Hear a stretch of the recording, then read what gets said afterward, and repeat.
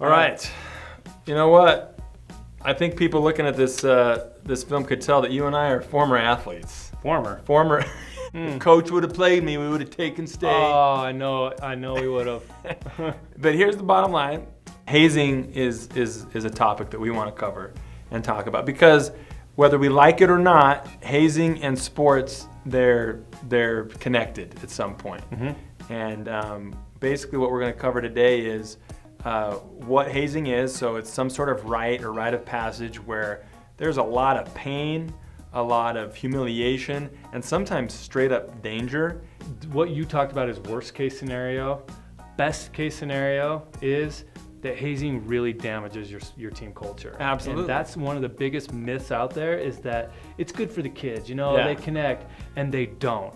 There's so much better, stronger alternatives to building a team, establishing a hierarchy of teamwork, feeling connected to a group.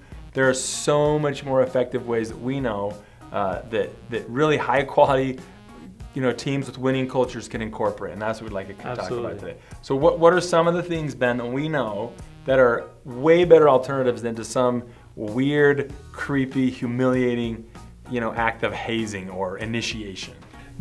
So the only way we could go in there and we could talk to teens about the dangers of it. Mm-hmm. We could tell the coaches about the dangers of it. They're not going to believe us. We're just a couple of dorks. We're psychologists. Which is true.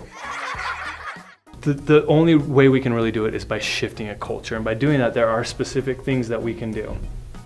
First off is actually finding a team leader, a team leader to take this on. And this is like kind of a tough thing to do, but find that one positive, that team captain.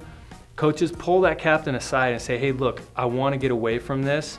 You could bring in an expert about, let's get rid of hazing, They're not going to listen to it, but if it comes from a team captain, a peer, that's going to change a lot really quickly. Mm-hmm. That's one thing. Another thing that's really important is going back to the replacement, right?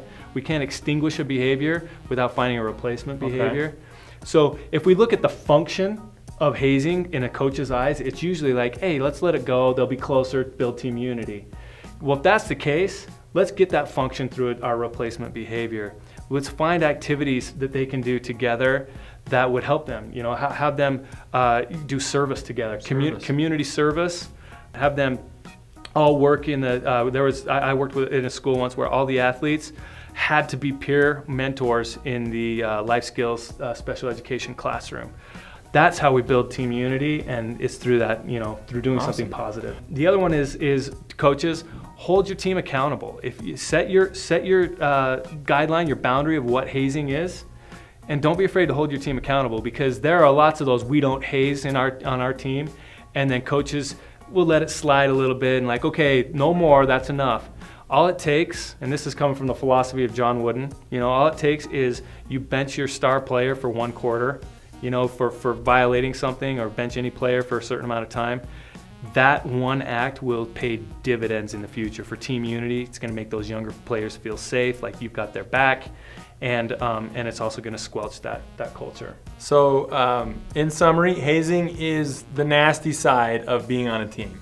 It's establishing hierarchies and a fake culture. And so what you want to have is a winning culture built on winning. And that the best thing that we can do for student athletes anywhere is identify leaders in those groups and help them understand what it takes to take a team to the top. And it will never be humiliating your team members. It will be building them up every time. You know how we need to end this one? Our touchdown vertical leap, tap hip in the air. I got it, because this is our I'm gonna help you up, man. Oh, thanks. There you go. There you go. You packed some more pounds than I thought. That's right.